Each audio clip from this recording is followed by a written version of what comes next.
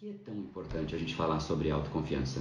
Simplesmente porque é o que eu disse inicialmente. A sua autoconfiança determina o nível que você está hoje. Você é do tamanho da sua autoconfiança. E não só. A autoconfiança muda a configuração de um indivíduo.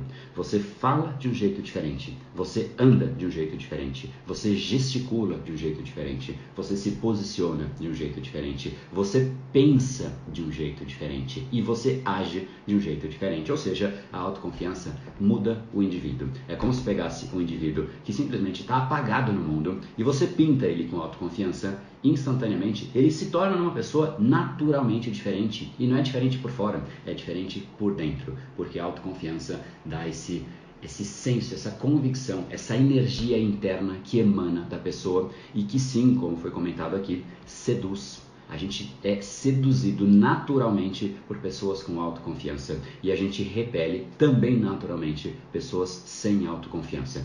Nossa, André, mas que cruel isso que você está dizendo. Não estou dizendo porque eu quero dizer, estou dizendo porque é assim que é o comportamento humano. A gente quer se aproximar de pessoas que nós nos sentimos seguros ou seguras com ela. Só que a gente não consegue sentir segurança numa pessoa que nem ela mesma está segura com ela própria. Por isso a importância, que a gente vai falar bastante a respeito, de estar bem no silêncio, de você estar bem com você. Porque isso emana. Uma pessoa que passa esse senso de segurança é exatamente aquela pessoa que na nossa insegurança, nos nossos momentos de fraqueza, a gente quer ter perto, porque ela nos inspira, ela nos dá aquela confiança, aquela segurança que a gente mais precisa. Naqueles momentos em que de repente você tem um problema e você fala, cara, eu preciso de um porto seguro, essa é a pessoa. Eu não sei muito bem como reagir, essa é a pessoa. Agora, uma pessoa que é fraca, que não tem esse senso, esse espírito, essa energia, essa autoconfiança emanando, é uma pessoa que quando tem problema, quando um outro tem problema, é a última pessoa que ele vai olhar. Porque quando alguém tem problema, existe um senso interno chamado senso de sobrevivência.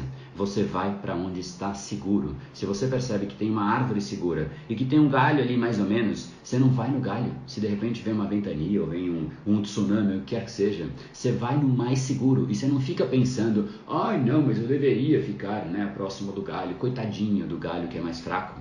Não tem isso. Isso é o coitadismo que impera a sociedade, que diz que não, a gente de fato precisa proteger as pessoas e tal. Tudo bem, mas no momento em que você precisa, você vai na pessoa que mais te dá segurança, ponto. Independente do outro.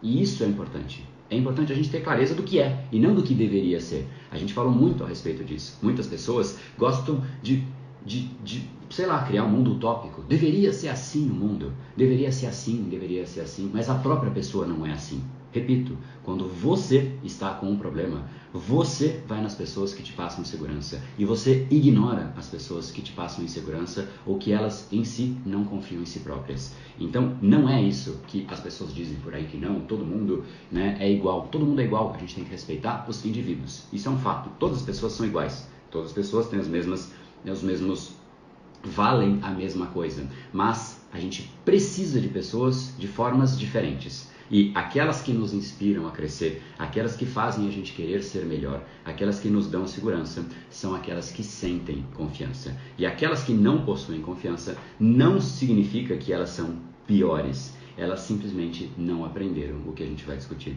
no nosso capítulo de hoje aqui, nesse nosso bate-papo. Porque a autoconfiança não é tipo um braço. Não é assim, eu tenho autoconfiança, ela é minha e ninguém me tira. Não, você pega a pessoa mais confiante que você conhece na história da Terra, coloca ela numa selva, totalmente sem nenhum tipo de iluminação, e de repente ela começa a ouvir barulhos de algo se aproximando, mas ela não tem ideia do que é esse algo, e começa a se aproximar, e começa a vir um barulho um pouco diferente, a temperatura do ambiente começa a mudar, mas não porque o ambiente mudou, ela está tão insegura ali, que o corpo começa a reagir, começa a gerar arrepios, ela começa a se sentir incomodada, ela não sabe o que fazer, se ela corre para lá, porque ela não sabe onde está o perigo, ela fica totalmente vulnerável. Ou seja, não existe um eterno, constante, impiedoso autoconfiante. Não existe. A autoconfiança é algo que você pode sim usar os estímulos ao seu redor para você selecionar bem esses estímulos e se sentir confiante. Se você selecionar mal, você não vai ter essa chance. É a somatória de ingredientes que você pode fomentar E você pode treinar o seu cérebro para pegar esses ingredientes com mais velocidade, os melhores ou os piores. E é aí que se determina o indivíduo que aprendeu a ser confiante. Nossa, André, mas como assim aprendeu a ser confiante? O cara é ou não é? Ele aprendeu a ser confiante, porque ele ensinou o cérebro a pegar os estímulos corretos. Aqueles que olham para estímulos, para notícias péssimas, para coisas ruins, não têm a mesma confiança do que aqueles que selecionaram as coisas corretas, que estão perto de pessoas que estão crescendo, que estão se jogando para o mundo, que estão fazendo acontecer. Essas pessoas que estão perto daqueles que têm confiança, têm mais confiança também e automaticamente criam um ciclo vicioso. Tem uma citação que eu gosto de trazer quando eu falo de autoconfiança, da doutora Stacy Grossman Bloom. Ela é uma PhD, Senior Executive Director lá da NYU Langone Medical Center, né? E ela fizeram uma pergunta para ela numa entrevista, que é exatamente o que eu sempre falo. Eu falei, bom, legal, vou pegar uma outra pessoa que fala a mesma coisa, né? Que eu acho isso fantástico. Então, ela basicamente, ela tem as formações em neurociência e em psicologia. E perguntaram, podemos nos treinar para ser mais confiantes? E aqui a resposta dela, entre aspas, tá? Sim, todos os nossos traços de personalidade, incluindo a confiança, vivem em nosso cérebro. Nossos cérebros são compostos por células especializadas chamadas neurônios, e estes neurônios se comunicam através de sinapses, que são conexões entre eles. Estamos criando e ajustando conexões sinápticas o tempo todo. Toda vez que aprendemos ou experimentamos algo, estes incidentes e escolhas que fazemos nos moldam. Escolhas que fazemos nos moldam. Às vezes, esse aprendizado é reforçado, se tornando codificado como parte de quem nós somos. Então, se tomamos a decisão de ser mais confiantes e praticarmos isso, nós podemos reforçar este aprendizado. Quanto mais praticamos alguma coisa, melhor ficamos e mais provável que se torne parte de nós mesmos. Quando você repete uma mesma coisa muitas vezes, você codifica aquilo, não na coisa, em você. Você ensina o seu cérebro a pegar os estímulos externos que te atrapalham. Aí eu te pergunto, dois grupos de pessoas, a galera do 1% e a galera do 99%. Todo mundo sabe já o que é 1% e 99%? Só pra, vamos lá, todo mundo tá alinhado. 99%. Quem é essa galera? O grupo do 99% é um grupo que tem muitos desejos, que tem muitos sonhos, mas é uma pessoa que não consegue sequer chegar perto. Por quê? Porque ela tem padrões que impedem, e são padrões que levam aos outros. Por exemplo, escolhe um padrão qualquer, pena que o chat não está habilitado. Você pode escolher qualquer um. A gente pode falar do primeiro padrão sendo procrastinação, sendo alimentação errada, sendo preguiça, sendo ansiedade, sendo estresse. Bom, ontem falamos de estresse. Eu vou começar com estresse, tá bom? Então, a pessoa, ela não se adapta. Quem viu a live de ontem entendeu que estresse é uma questão de saber se adaptar. Ela não se adapta. Acontece algo que muda a expectativa dela. E ela, mimada como é, porque ela quer que o mundo seja tal como ela espera que o mundo seja, e não como o mundo é. Então, ela vive no mundo fictício mental dela e não no mundo real fantástico que nós vivemos. Inclusive, fantástico por nos proporcionar chances de mudar, de evoluir, surpresas para que a coisa não seja sempre monótona e rotineira, mas enfim, ela fica estressada com qualquer mudança. O chefe disse alguma coisa que ela não esperava, ou deram um projeto para ela que ela não esperava, qualquer coisa, ou buzinaram, qualquer coisa que ela não esperava, ela fica estressada. Começou. Um padrão. Basta. Começou. Ela ficou estressada. Estressada como tal, ela simplesmente começa a perder capacidade de se concentrar, capacidade de ter serenidade de fazer aquilo que ela tinha que fazer. Logo, ela não consegue mais fazer. Ela tenta, mas a concentração não vem, então ela se distrai. Outro padrão. E aí, com tanta distração, ela vai simplesmente vendo que o tempo vai passando. Isso gera uma certa ansiedade. Por quê? Porque o prazo vai chegando. O prazo vai chegando e ela não faz nada. Ela fala, meu Deus, casa caiu. Perdi controle. A gente vai falar amanhã sobre ansiedade. Perdi controle sobre a situação. Logo começa a ficar ansioso. Ansioso a mais gera ainda menos controle emocional, mais dificuldade, que faz com que ela comece simplesmente a não mais conseguir fazer. E aí ela começa a procrastinar. Começa a procrastinar e aquele tempo que parecia passando, né, rápido, agora vai voando. Porque procrastinar, no fundo, é suicídio a conta-gotas. E aí ela precisa almoçar, porque ela está com fome. E ela até fala, que bom que eu vou almoçar. Porque não tô bem não tá fluindo, vou lá almoçar. Aí ela come, só que ela tá tão mal emocionalmente, tão, né, numa situação tão ruim, que ela vai falar, não, eu vou aqui comer uma salada com legumes. É o escambau, me dá aqui fritas com lasanha, com sobremesa, esse pudim aqui, porque eu preciso de conforto. Eu mesmo não consigo gerar conforto para mim, me dá aí um conforto externo, né? Pessoas que dependem de conforto externo têm uma deficiência. Tem gente que vira para mim, André, mas você não come doce, que vida triste. Eu falo, puxa, mas se isso é felicidade para você, cara, você tem que entender o que é felicidade, né? Que vida triste que você tem de depender de um pudim para ser feliz. Mas enfim, voltando, aí ela come tudo isso, né? E numa sequência ali de uma, sei lá, uma harmonia, né? A orquestra de terror dentro do corpo dela vai acontecendo, explosão, curva glicêmica indo lá para cima, o corpo processando aquela fritura, entupindo as artérias, aí ela fica feliz. Ela fica feliz assim que ela acaba de comer. Só que aí, a energia que estava lá em cima, porque ela se sentiu bem, dopamina, da felicidade, ai que delícia, eu acabei de comer algo gostoso, que destruiu meu corpo inteiro, enfim, mas tudo bem, isso não faz parte da conversa. Aí, passa meia hora, aquele sono pós-almoço. Aquele sono que faz com que ela não consiga sequer levantar a cabeça. Energia está lá embaixo. E aí se soma uma pessoa estressada, ansiosa, agora sem energia, procrastinando, que vai aumentar mais ainda a procrastinação.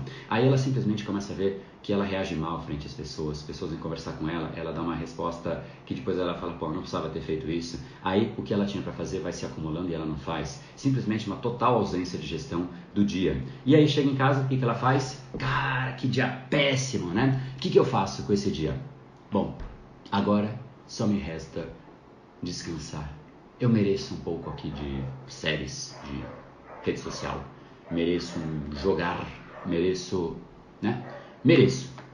Não sei da onde, eu sempre falo isso. O que é merecer? Eu destruí meu corpo, eu não fiz nada do que eu tinha para fazer, eu tive uma dose cavalar de estresse que diminui minha longevidade, prejudica meu cérebro, prejudica tudo, eu reagi mal frente às pessoas, logo eu mereço. Mereço ficar aqui bem, mereço uma compensação e ficar assistindo numa tela que pisca luzes a vida de personagens fictícios criados e obviamente simulados por pessoas reais, mas dirigidas por um diretor, coordenada por uma equipe de marketing para fazer a pessoa se sentir emocionada. E ela de fato se emociona como um marionete total, ali se emocionando, fala, nossa, que bacana, esse casal tem que voltar, mas o casal brigou agora, não acredito, putz, morreu, matou, enfim. E ela fica lá vivendo a vida de um terceiro que sequer existe, mas fica lá. Essa é a vida. Aí ela, nesse processo, dorme, porque ela pega no sono. Ela foi fazer isso para recuperar energia, mas não recuperou nada, foi perdendo, dormiu. E ela acorda como? Pior ainda, porque ela dorme sem querer dormir e acorda sem querer acordar. Esse é o grupo dos 99%, que não tem nenhum tipo de gestão, que quer fazer, mas não faz, que quer cuidar de si próprio, mas não cuida, que quer ir na academia, mas não consegue, que quer estudar, mas não consegue, reage mal frente aos outros e, no fundo, até tenta parecer forte, mas por dentro ele sabe que não é bem a verdade. Esse é o grupo dos 99%, e só para deixar claro, porque, enfim, tem gente nova no pedaço, o grupo do 1% é diferente, é o grupo que simplesmente decide fazer e faz. Por quê? Porque treinou os padrões cerebrais corretos. Os seus padrões determinam o que você faz. Então elas aprenderam a fazer exatamente o que a doutora Stacy Grossman acabou de trazer aqui na citação dela, né? Você pode configurar os padrões cerebrais. Você pode se codificar, reprogramar os seus padrões. Então você pode programar, de repente, mais produtividade. Você pode programar, curtir a vida. Você pode também, agora voltando para o assunto, programar o seu cérebro para mapear como um bom sensor que de fato ele é. O cérebro é um sensor do ambiente, de tudo que está acontecendo ao redor. Você tem 5 sentidos para mapear o que acontece ao seu redor. Só que aquele do 99 condicionou o cérebro para captar os sinais e os estímulos que só fazem a pessoa se sentir mal, coisas ruins. E esse grupo do 1% simplesmente foca naquilo que primeiro ele tem gestão, que a gente falou inclusive no capítulo de ontem, focar naquilo que nós podemos controlar, que é de fato a base do estoicismo, né? Então esse grupo foca naquilo que ele tem controle e de fato ignora aquilo que ele não tem nenhum tipo de influência, né? Ah, eu vou ficar mal porque o tempo tá ruim? Não, cara, é esse o tempo. Se bobear ainda eu vou curtir, eu vou alavancar, né? Eu faço isso, tá chovendo, putz, tem gente reclamando, surtando, eu pego e vou correr, eu adoro, né? É alavancar no que os outros estão sofrendo. Então, quando tá sol, eu adoro e ganho energia com isso. Quando tá chuva, eu ganho energia com isso. Só que tem gente que ganha só metade, né? Só quando tá sol. Imagina só um atleta. Já vou voltar para a autoconfiança, mas imagina só um atleta que quando ele só treina quando tá sol. Em que posição do ranking você acha que ele tá? Ele não tá no ranking. Só para te avisar. Ele não está no ranking. Atleta que é atleta, esses de alta performance, eles treinam todos os dias. E não só treinam, mas é um negócio até assim, maluco. O nível de controle ali que assim, é exigido para chegar no nível de uma pessoa que chega no primeiro lugar na Olimpíada, a pessoa controla tudo. É o que ela dorme, é o que ela come. É um nível de controle bem insano até, né? Mas com o objetivo, que é o objetivo que a pessoa tem. Cada um tem o seu próprio objetivo, né? Julgar se está certo ou está errado, eu acho das coisas mais erradas. Mas, de fato, é insano. Insano no sentido não de loucura. Insano no sentido de quantidade de controle que a pessoa tem que ter. Imagina se só metade dos dias, porque tecnicamente, né, falando de probabilidade, se tem 50, se tem duas variáveis, chover ou não chover, estatisticamente a gente fala de 50%. Né? Então vamos supor que não seja até nem isso, mas enfim, 50% dos dias ela não treina. Por quê? Porque o tempo não tá bom, não. Hoje eu não vou treinar. Ela sequer tá no ranking. Ela some do ranking. Ela não vai se destacar em nada. Né? Isso vale para qualquer coisa. Imagina uma pessoa, um profissional que você tem na tua empresa ou colega aí. Todo dia que o tempo tá ruim, ele não vai. Ele vai ser demitido. Não existe uma pessoa que só faz quando as coisas estão favoráveis. A gente tem que aprender a ganhar energia das coisas não favoráveis. E esse que é o desafio. Esse é o grupo do 1%, que quando chove, fala, cara, eu vou correr nessa chuva, que delícia, e curte, cara, quando eu corro na chuva, cada gotinha que cai no meu rosto é de um prazer que só quem corre na chuva sabe, e eu sei que eu não sou o único, mas só quem corre na chuva sabe o prazer, mas enfim, era uma escolha, eu podia ficar me lamentando, ou ir curtir, tudo é uma questão de escolha, e essa escolha tem um nome, se chama mindset. É exatamente o que você recebe, você ajusta, faz a configuração e devolve em formas de comportamento, de atitude, de hábito, enfim, daquilo que você vai reagir frente a isso. Mas essa é a grande diferença que determina os dois grupos. Um grupo reage frente aos estímulos e aqueles que incomodam, ele simplesmente se incomoda. Enquanto que aquele outro, o 1%, aquilo que incomoda, ele ou ignora ou ele alavanca e ganha energia. É difícil ganhar de uma pessoa assim. É por conta disso que uma pessoa autoconfiante, ela tem um senso de convicção tremendo, que mesmo diante dos momentos mais delicados, todo mundo olha para ela. Quando é muito louco, não sei se quem já é do mundo corporativo, ou já passou pelo mundo corporativo, sabe exatamente disso. Quando a reunião começa a ficar caótica, ninguém chega a resposta nenhuma, e a pessoa autoconfiante começa a falar, a mais confiante na sala começa a falar, silêncio mortal. Silêncio mortal na sala. Todo mundo ouve o que aquela pessoa está falando. É um senso de respeito e de convicção que os outros querem ter, logo eles param para ouvir. Inclusive, isso é muito dito em negociação, é uma outra esfera do Brain Power, a neuropersuasão, mas a pessoa mais confiante, às vezes não é nem o melhor argumento que ganha uma conversa, às vezes é a pessoa com mais confiança. Porque se de repente os dois estão numa conversa e o outro demonstra mais confiança naquele argumento que ele está dando, mesmo que, sei lá, às vezes até não tão correto, né? Mas o outro não tem a mesma segurança, ele começa a duvidar dele mesmo. Olha que louco isso, né? Enfim, mas o fato é esse. E aí como você vê como está o seu nível de autoconfiança? Quer uma dica? A quantidade de desculpas que você dá e que você aceita. As desculpas tais como: eu queria muito fazer tal coisa, mas não é a hora. Eu queria lançar um projeto, mas não é a hora. Eu queria conversar frente a frente com o meu chefe, mas não é a hora ainda.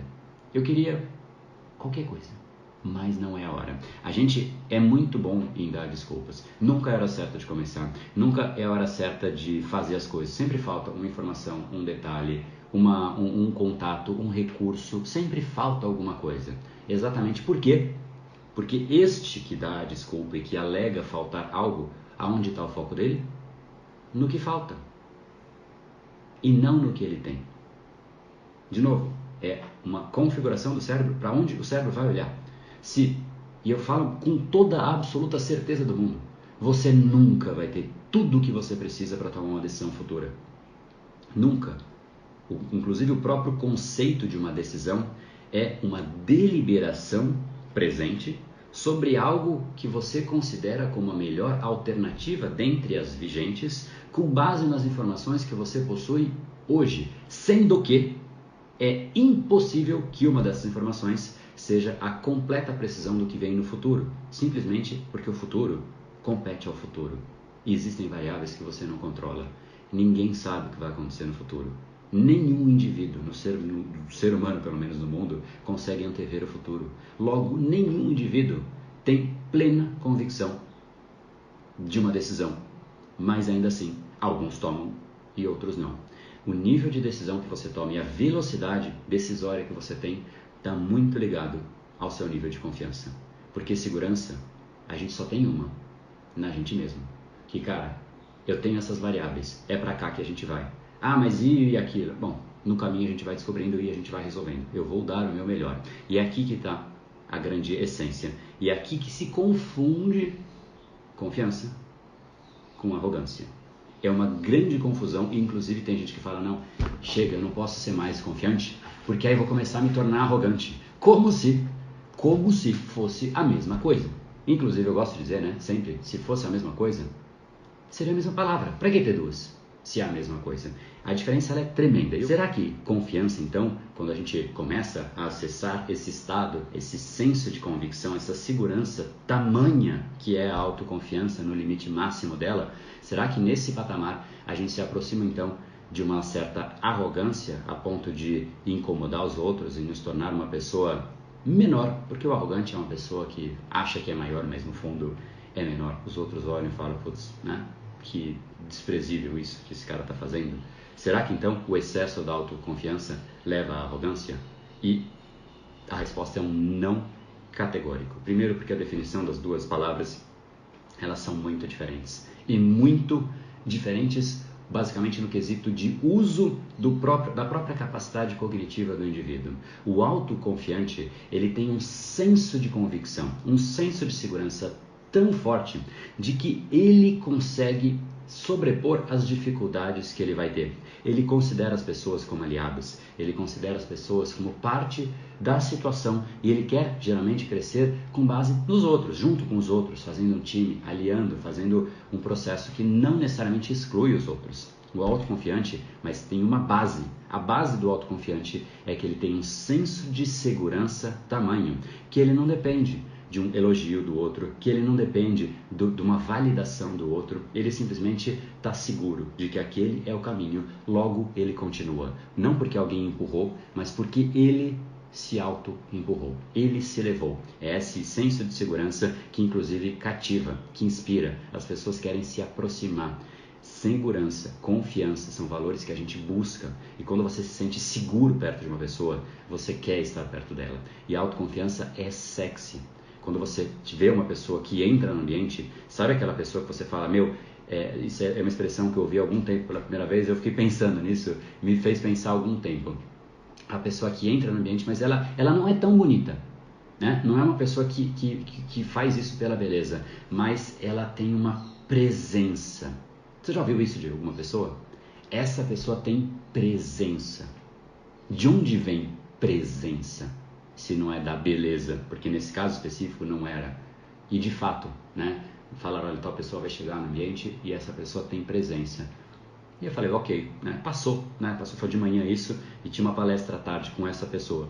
E cara, a pessoa entrou e de fato ela tinha uma presença. Era absolutamente instigante, porque instiga. Se a pessoa está tão segura num ambiente tão vulnerável e tão aleatório como é o mundo que nós vivemos, parece que a pessoa tem algo que eu não tenho e eu quero ter, eu quero aprender, eu quero ter este senso de segurança. Logo, confiança é sexy, confiança atrai, confiança gera proximidade, aproximação, gera desejo de conexão. Isso é autoconfiança, um senso de segurança que o indivíduo possui e que emana positivamente. Ele não depende da validação dos outros. Não significa que os outros todos têm que aprovar aquilo que ele vai fazer, mas que tá tudo bem se não aprovarem. Agora, a arrogância. é exatamente o inverso disso. A pessoa ela é tão vazia por dentro, que ela depende da aprovação alheia. Ela depende de que o outro diga que ela é boa. E que se o outro não disser, ela vai retrucar, ela vai apertar. Ela depende do grito, enquanto que a autoconfiança depende do silêncio. Por isso que eu abri o encontro de hoje com The Sound of Silence, o som do silêncio. A autoconfiança, ela é silenciosa. A arrogância, ela acontece no grito, porque é tão vazio o que está dentro daquela outra pessoa, a arrogante, que ela precisa gritar para que o outro não perceba que não tem nada ali dentro. Então, no grito, na autoridade, ela tenta diminuir o outro, porque nessa diminuição do outro, relativamente ela fica maior, mas ela não percebe que no fundo, qualquer um que olhe para essa situação de alguém que tenta crescer diminuindo o outro, no fundo, percebe que não é que se aqui era 10 e esse aqui virou 8, esse aqui na hora que é percebido que está fazendo isso, ele vira 0, vira pó, vira absolutamente ninguém. Vira uma coisa que você fala, meu, que desprezível. Um chefe que usa um trabalho de uma pessoa que ele liderou e simplesmente fala que foi dele, é de uma coisa tão esquisita, né? Que você fala, meu, que pessoa, eu sei que não foi ele que fez, eu sei que foi tal pessoa do time dele. Ah, ele coordenou, mas poxa, agora olha um líder. O líder, ele quer exatamente colocar no holofote a pessoa que fez aquilo. Não é questão de mostrar que foi dele, ou até mostrar que de fato é pelas outras pessoas, mas nunca é ele em primeiro lugar. Aquele que se coloca tanto em primeiro lugar, ele precisa se colocar porque ninguém mais está colocando. E ele se sente tão vazio por dentro que ele fica se forçando e forçando os outros a colocarem ele naquele lugar. Logo, eu digo que a autoconfiança e a arrogância estão em extremos tamanhamente diferentes, diametralmente diferentes, exatamente porque um está vazio por dentro e depende do grito, depende da aprovação, depende da diminuição dos outros para que ele se sinta bem, e o outro não, ele já está preenchido. E esse preenchimento é de uma beleza fantástica, porque simplesmente ele existe, ele está lá. Essa é a maior liberdade que eu já atingi na minha vida. Liberdade geográfica, linda, fantástica, não tenho o que dizer. Liberdade financeira, cara, das melhores conquistas que eu tive. Mas nada se compara. E eu sei que tem gente que vai falar, não, mas liberdade financeira até louco, André, eu quero também, quero esse negócio aí também.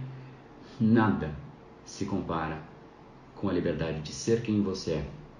Quantos ricos que têm liberdade financeira que você conhece e que se afundaram nas drogas, se suicidaram? Porque, cara, chegou e fala, não, agora eu vou ficar rico e vai ficar tudo bem. Aí começa a ter fama, aí começa isso, aí começa aquilo, e a pessoa é tão vazia ainda por dentro que ela se afunda. Então, será que de fato é ali que muda o indivíduo? Essa liberdade de uma vida sem arestas, de ser quem você é, uma vida que simplesmente você é. Você abre a câmera e fala o que você, não o que você pensa, é o que você é. E olha que isso é uma diferença muito grande que eu vejo em muitas pessoas na internet. Tem muita gente que abre a câmera e fala o que deveria ser feito, e fala o que deveria ser o certo. Mas você olha para a pessoa e você não vê o que a pessoa está falando. Você fala, meu, ele está dizendo uma coisa que nem ele faz. É tipo assim, é o que eu chamo de professor de terninho. É o cara que ensina a tocar violão, mas ele não toca.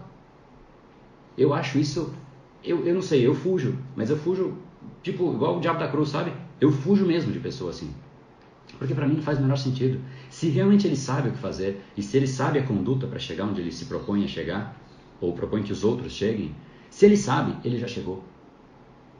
Ou ele não acredita no que ele fala, ou o que ele fala não faz sentido, porque não faz sentido, né? A pessoa saber ensinar, mas não saber ter o que ela ensina.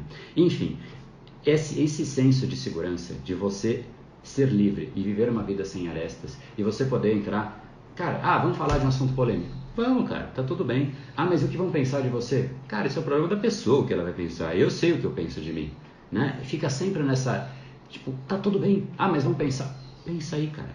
Tipo, eu tô bem resolvido. É assim, quando uma pessoa te dá uma crítica e você tá bem resolvido, é tão leve a crítica que você até usa como ponto construtivo.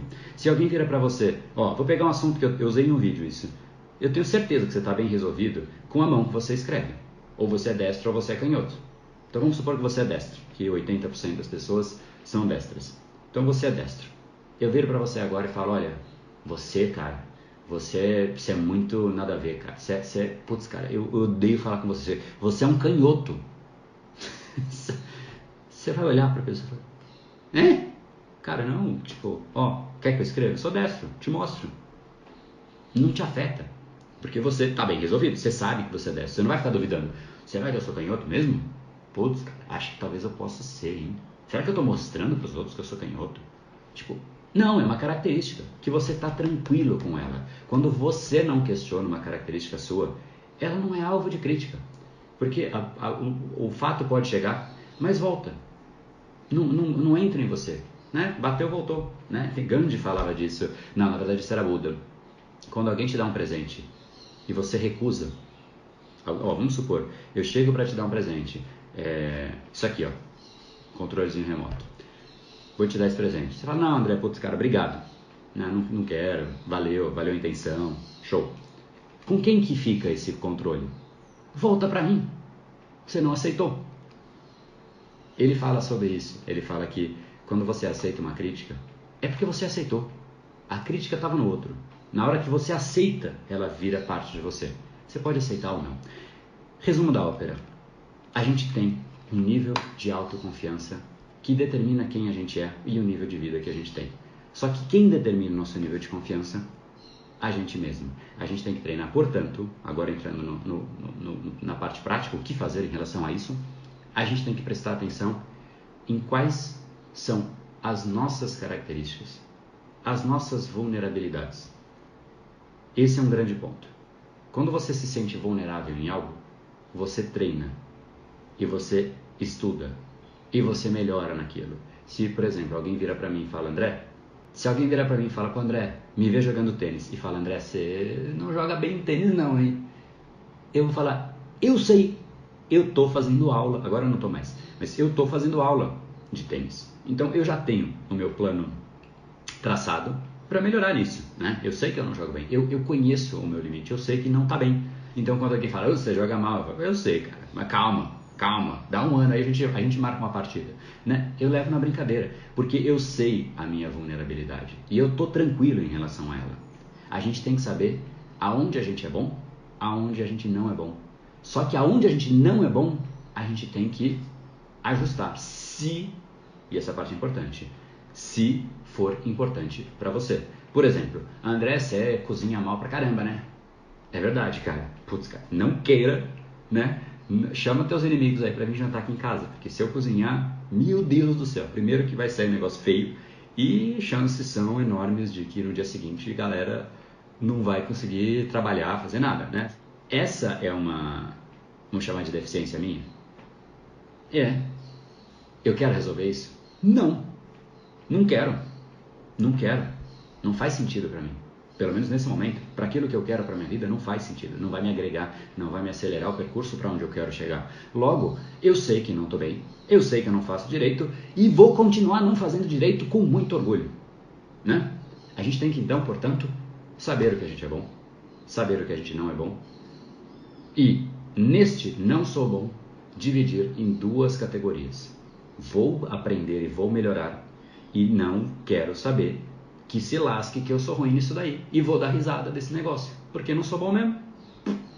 Azar que eu não sou bom e não você, e tá tudo bem. Quando você chegar no ponto de falar, tô bem nisso, tô mal nisso e tô melhorando, tô mal nisso e literalmente me lixei, você vai ter as bases ali para que as pessoas não te afetem, para que as críticas de outras pessoas não te afetem. E isso é um dos quesitos, porque se você pensar, a autoconfiança tem inúmeros quesitos. Esse que eu acabei de falar é em relação a críticas, mas tem os estímulos que você recebe, tem as notícias, tem aquilo que você mesmo tenta fazer e não consegue, aquilo que você tenta fazer, procrastina e perde a confiança em você mesmo. São infinitos quesitos, não dá, obviamente, né, por motivos mais do que óbvios, pegar todos os quesitos da autoconfiança e querer destrinchar cada um deles de uma forma prática, até porque grande parte do que eu ensino nessa forma de fortalecimento do seu próprio, da resposta que você tem em relação ao dia a dia, ou seja, no fundo é treinar o seu cérebro. Só que saiba que a autoconfiança, ela precisa ser blindada em todas as esferas. E quanto mais sólido você fica nessa blindagem desse núcleo central que é a sua autoconfiança, cara, chega num ponto em que você se torna instigante. As pessoas falam, cara, esse cara, parece que ele não tem vulnerabilidade, sabe? E obviamente não é uma verdade. Mas a pessoa tá tão tranquila com quem ela é, que até as vulnerabilidades, ela tá bem em relação a isso. Olha que louco, né? A pessoa tem a parte que ela é boa, a parte que ela é ruim, mas até a parte que ela é ruim, ela tá tranquila. É um senso de segurança e de convicção que é sexy, que instiga aos outros e a si próprio. Você passa a se respeitar mais quando você tem autoconfiança. Então esse é um bom exercício. Essa é uma atividade extra que eu estou dando, né, de você mapear aonde você tem de fato as suas fortalezas, as suas deficiências, né, o que você precisa melhorar e o que você não vai melhorar. Agora, por exemplo, coisas que você precisa melhorar, como é que você define se são importantes para você ou não? Cara, eu vou usar isso para onde eu quero chegar. Por exemplo, conhecer sobre o meu cérebro, fazer o Brain Lab. Cara, eu não tenho dúvida que não tem nenhum figura no mundo que fala, pô, eu não preciso conhecer o meu cérebro. Cara, eu quero aprender inglês, você precisa do seu cérebro. Eu quero ir na academia todo dia, você precisa do seu cérebro. Eu quero trabalhar com mais foco, você precisa do seu cérebro. Eu quero estar aqui com a minha família e estar presente com a minha família, você precisa do seu cérebro. Eu quero poder dormir e acordar tranquilo, com leveza. Quero conseguir dormir, você precisa do seu cérebro. Eu quero, sei lá, ter disciplina, você precisa do seu cérebro. Eu quero acabar com a procrastinação, é o seu cérebro, né? Então, bom, esse eu sei que é um ponto que quanto menos a gente sabe, menor é a nossa experiência de vida. Quanto mais a gente sabe, melhor é a nossa experiência de vida. Por isso que o Brain Power para mim é mais do que só eu vou ensinar um pouquinho de cérebro. É realmente resgatar as pessoas para elas voltarem a ser o que o ser humano é. Resgatar as pessoas para que elas voltem a ser pessoas. Porque tem muita gente que é animal na vida, né? Sabe aqueles que dizem, seu animal? Bom, eu digo para grande 99% das pessoas, é um animal. Porque deu fome, come aquilo que está programado na mente. Deu vontade de fazer qualquer coisa, cansou, né? Vai lá fazer as coisas sempre. Está sempre programadinho o cérebro. Ah, quer fazer uma coisa diferente? Não. Fala para um animal fazer uma correr numa esteira.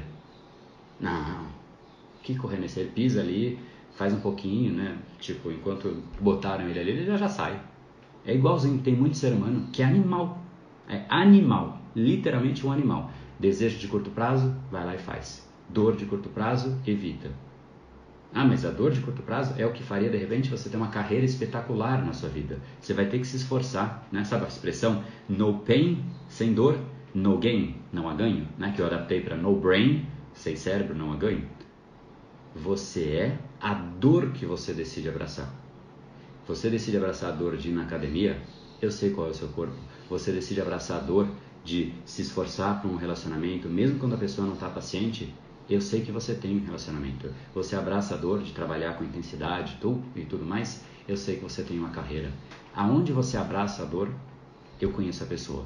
Eu não conheço a pessoa pelo sonho dela, eu não conheço a pessoa pelos prazeres que ela tem na vida, mas eu conheço a pessoa hoje e o futuro dela pelas dores que ela abraça. Só que para isso, a pessoa tem que ser pessoa e ela não pode ser um animal. Então, de fato, é bizarro dizer isso, né? Mas é o que é. Quem fica simplesmente refém de estímulos e prazeres de curto prazo, isso é gostoso, eu vou lá e faço. Isso aqui dá trabalho, eu não faço. Qualquer animal na natureza faz isso. Literalmente qualquer animal na natureza faz isso. Uma vaca faz isso, né? Tá com vontade eu até brinco sempre que é o vácuo, né? Tá com vontade de conhecer o vácuo, né? Vai lá e conhece o vácuo. Tá chovendo, vai para baixo da árvore. Tá com fome, né? Achou bonitinha a comida, vai lá e come. Ela só reage. Não é possível que a gente continue nisso. Então, é exatamente sobre conhecer o que você tem de fortaleza, conhecer o que você não tem de fortaleza e montar um plano a ponto de, não é convencer os outros, não.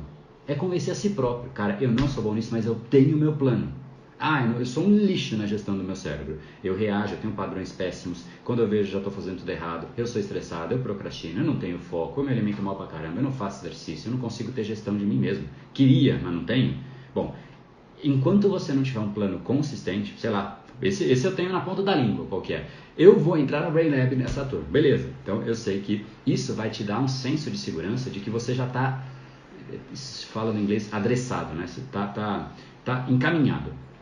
Esse assunto está encaminhado. Isso te deixa muito melhor resolvido com você mesmo do que você se sentir solto, né? E isso é uma das coisas muito loucas, porque tem gente que entra no Brain Lab e na primeira conversa que a gente tem, né, um webinar de boas-vindas, tem muita gente que fala, cara, André, eu já estou diferente, nem começou o treinamento, que é isso, né? E eu falo exatamente isso, né? Foi muito louco, porque não foi uma pessoa, a gente estava no webinário e não foi essa última turma não, mas, cara, uma galera começou a falar, puta, é verdade, eu também, uma pessoa falou, e o resto falou, meu, é verdade, eu também, eu estou diferente, o que aconteceu? Isso é mágico? Eu falei, não, cara, não é nada de mágico e não tem a ver com treinamento. Ainda, vai ter, mas o que tem a ver é que você pegou uma deficiência que você tem e você montou um plano. Isso tranquiliza. Você fala, bom, eu vou fazer isso agora, né? Enquanto você não tem, você fica aflito, você fica, putz, cara, o que eu faço? É melhor às vezes quando você vê, sabe aquela história de que você tem um exame para receber e você não sabe se vai dar bom ou se vai dar ruim, né? Tem gente que fala, cara, eu prefiro receber logo esse exame, mesmo que seja coisa ruim, para eu resolver logo, do que ficar sempre na expectativa. Vai vir o exame, vai vir o que será que é positivo e negativo. Isso deixa a gente maluco, né? Então, o cérebro, quando ele não tem a conduta, ele fica buscando. No fundo, é um paralelo com o que é curiosidade. O que é a curiosidade? É uma lacuna que o seu cérebro não conseguiu preencher, lógica ou emocionalmente, com um peso muito maior para a lógica, mas essa lacuna deixa o cérebro fritando. Ele fica pensando, né? Enquanto a gente não monta e não fecha essa lacuna, na hora exata que você fecha a curiosidade, você esquece. Enquanto você não fecha, você não dorme, você fica com aquilo. Fechou. Esquece. Isso tem implicações gigantescas, com traumas, com uma série de coisas. Eu falo isso dentro do Brain Lab, né? A gente precisa fechar. Porque na hora que você fecha, sai da sua mente. Assim como a curiosidade. Coisas diferentes, mas enfim, não dá para agrupar como se fossem sinônimos, mas a resposta mecânica ela é muito similar. Mas enfim, voltando. A gente tem que saber o que a gente é bom. A gente tem que saber o que a gente não é bom e vai resolver. E ter um plano para isso. E tem que saber o que a gente não vai fazer nada. Eu sou um lixo com procrastinação e eu quero me suicidar a conta gotas e vou ficar pro resto da minha vida fazendo nada para que quando eu chegue velho e vire para os meus netinhos e fala, sabe o que vovô fez com tanto orgulho na vida? Vovô zerou o feed do Instagram todos os dias. Não tinha nenhum post novo que vovô não viu. Vovô viu tudo do Instagram, vovô viu também todas as séries do Netflix. Vovô é espetacular, netinho. Né? Porque isso é compensação.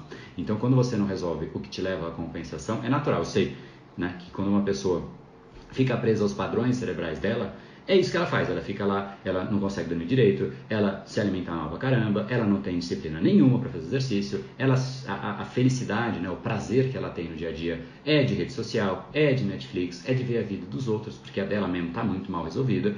É louco, porque tipo, você exatamente, né, pra mim é um filme que passa exatamente o desenho do que é hoje a pessoa, do que vai ser daqui a 5 anos, do que vai ser daqui a 10 anos. O importante é você entender que sim, você está criando um mecanismo no seu cérebro, ou seja, fortalecendo um mecanismo que no fundo já existe, mas esse fortalecimento é parte da criação dele próprio, porque ele está em constante evolução e mudança, mas você está então, portanto, criando, né, o seu mecanismo de buscar informações que te tragam mais segurança ou menos confiança. Ou menos segurança. E isso é o que vai fazer com que você busque as mesmas informações com mais frequência. Aqueles que são muito bons em buscar uma informação, buscam mais aquela informação. Tanto que o cérebro tem alguns vieses, né? E um viés muito conhecido é aquele que quando uma mulher está grávida, ela começa a ver um monte de outras grávidas. Pô, todo mundo ficou grávido ao mesmo tempo? Não, é só a percepção seletiva dela que mudou. Quando uma pessoa compra um carro novo, vermelho, quer que seja, a pessoa começa a ver mais carros vermelhos. Por quê? Percepção seletiva. A realidade de todas as pessoas que existem no mundo não é igual. Ela é um reflexo do que está dentro de você. E essa é uma esfera um pouco mais, né, enfim, fora do que a gente costuma discutir aqui, mas é isso. O cérebro ele vai buscar informação que está dentro, porque ele busca aquilo que reforça o que você pensa. E esse é um grande problema que leva a esses pensamentos extremistas, né, que o mundo ele é binário, tá certo, tá errado, né? Existem grupos que pensam que tem que ser de um jeito, grupos que pensam que tem que ser de outro, e são inimigos mortais por pensar de forma diferente, né? Virou um pouco um negócio esquisito, né? Essas redes sociais hoje em dia, tóxico para todos os lados, para os dois grupos e para quem vê, né? Enfim, a gente vai reforçando aquilo que a gente mais pensa. É um reforço que vem em cima de outro. Então, quando você se sente péssimo, confiança lá embaixo, você começa a buscar que tipo de coisas? Você fala, realmente, eu sou um lixo, eu sou um bosta, eu sou um isso, eu sou um aquilo, que só vai fortalecendo. Então, essa clareza de o que você é bom, em última instância, você tem que estar tão bem resolvido em silêncio, a ponto de que o ruído externo não interfira no seu silêncio. Esse é o estágio supremo da liberdade. É o estado magno de uma liberdade. É o que eu chamo da liberdade suprema mesmo. Porque é a hora em que você é quem você é. E você se sente livre para ser quem você é. Você vai em um lugar, vai falar, você está livre para ser quem você é. Você não fica preocupado, putz, não, aqui eu preciso ser assim, eu preciso ser assado. Não. Aí você vai criando adaptações e mentiras, né? Pô, não sou assim, mas vou ter que fingir que eu sou assim. Aí você já fingiu, uma pessoa viu que você é assim, na próxima você vai ter que manter aquilo. E aí você vai criando uma peça de ficção que quando você olha para você, você fala, eu não me reconheço. O que é isso aqui que eu represento? Eu converso com as pessoas, se eu fizesse um filme do meu dia, das conversas que eu tenho com as pessoas, eu não teria orgulho nenhum de assistir, porque não me reconheço naquilo. Se você não se reconhece num filme que mostra quem você é, você tem um problema muito grande, porque você está preso em uma prisão das piores que existem. A gente não tem como fugir de nós mesmos. Essa é uma prisão, né, inegociável. Você está preso a você e nunca sairá de você. Então, alinhe você a você. Olha que bizarro esse tipo de coisa ter que ser dita. Olha, você tem que ser você. Pô, na boa. Isso não tem que ser dito. Isso é óbvio, né? Não faz o menor sentido, mas essa conduta dia a dia que a gente tem e essa ausência de clareza de quem é a gente, do que é forte, do que é fraco, do que vai continuar sendo fraco, faz com que a gente vá se adaptando, e adaptando, e adaptando. Só que esse adaptando, na verdade, é a palavra bonita. A gente vai fugindo da gente.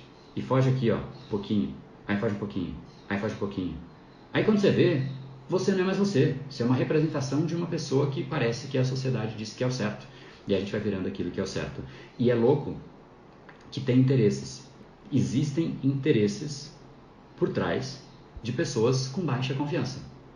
Muitos interesses. Porque pensa comigo, uma pessoa que está segura de si, cara, ela precisa de elementos de status para transparecer alguma coisa? Ela precisa daquela roupa, daquele cinto, daquele relógio, aqui ó, cadê o relógio, né? Daquele relógio que mostra que ela é fera demais, ou ela não precisa de nada disso? Não tem problema em ter o relógio, em ter o cinto, nada disso, né? O problema é usar o relógio e o cinto como expressão de algo que não existe. Ou seja, eu sou o relógio, logo eu não sou nada, né? No fundo, a indústria de consumismo precisa de pessoas que não estão tão bem resolvidas com elas mesmas, e aí elas buscam o consumismo como forma de autoexpressão e como forma de autocompensação. A gente compensa. Compensa um relacionamento péssimo, fazendo o quê? Dando presente. O cara não tá lá com a esposa nunca, né? E para não deixar que o Ricardão chegue em casa, ele vai lá e dá uma joia. Mas ele mesmo não tá lá. O presente é a joia. Então o relacionamento é a joia, né? Então, a indústria de consumismo, ela é absolutamente interessada em pessoas com baixa confiança, com energia. Se você reparar, a mídia faz muito isso. A mídia prefere notícias negativas. Primeiro, porque chama mais a atenção. E segundo, porque a pessoa coloca as pessoas nesse estado de mais vulnerabilidade. Cara, olha o que foi a mídia no começo dessa pandemia. Foi um exagero ou não foi? Eu não vou dizer, eu quero que você avalie. Foi um exagero ou não foi? Não estou dizendo que, apesar do exagero, todo mundo fez a coisa certa. Muita gente errou, e errou feio, não se cuidou e tudo mais. Beleza. Estou falando especificamente de um ponto único. Foi um exagero ou não? Agora, o que aconteceu com a audiência? Explodiu. Explodiu a audiência. Por quê? Porque é terror, pânico, todo mundo assistindo. Então, gerar esse estado de vulnerabilidade, você tem a pessoa na sua mão. Especialmente os que aceitam, né? Aquele que aceita o presente do Buda, né? Que eu acabei de usar de exemplo. O que aceita o presente, né? Da crítica, do estímulo externo, ele fica mais vulnerável. E aí ele depende do quê? De mais informação.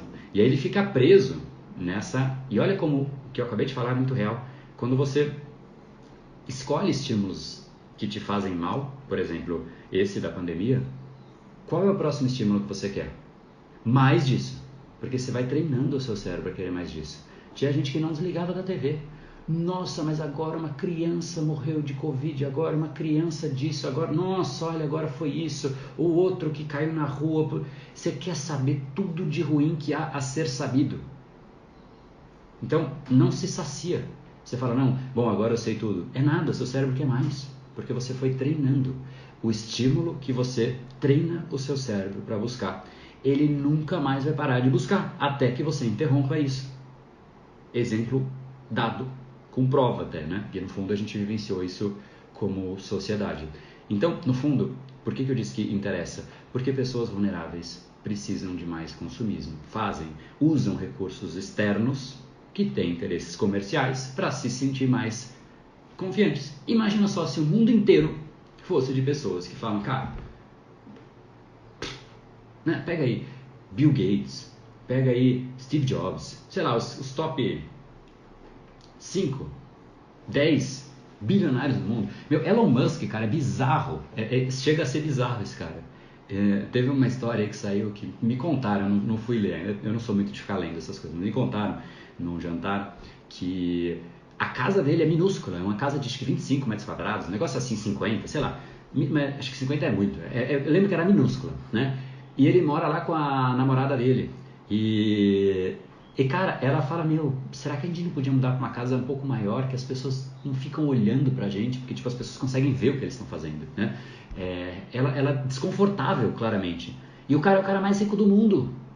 Ele vendeu todas as casas, todos os bens que ele tinha, ele vive em nada. A roupa que ele usa é tipo, é roupa, né? Normal. Bill Gates, a mesma coisa. Elon Musk, nem se fala, é isso que eu acabei de falar. São pessoas que viram que não depende disso, né? Precisaram, sei lá, não sei se eles antes viviam e dependiam de status e tudo mais. Não estou dizendo que é errado, mas olha como cada vez menos as pessoas que se destacam dependem disso, porque elas sentem o senso de convicção interna. Agora imagina o que aconteceria com as marcas se todo mundo tivesse segurança, convicção, clareza de quem é a própria pessoa, que os próprios valores emanassem, que a própria pessoa emanasse por quem ela é e não por aquilo que ela porta. O que aconteceria com grande parte da indústria de consumo? Fica aí uma pergunta. Você responde isso. No brain, no gain. É isso aí. Valeu.